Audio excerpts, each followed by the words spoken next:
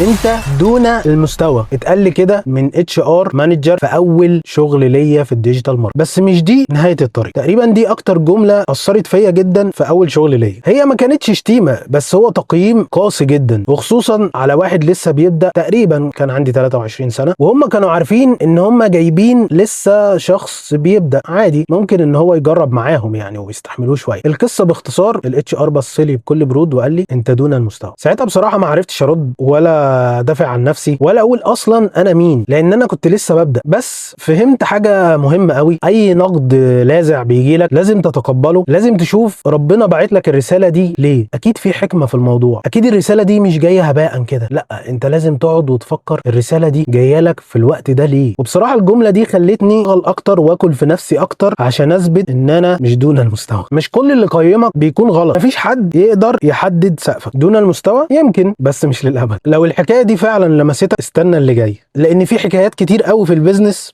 اتعلمتها من غير كتاب، وهكون حابب اشاركها معاكم ان شاء الله.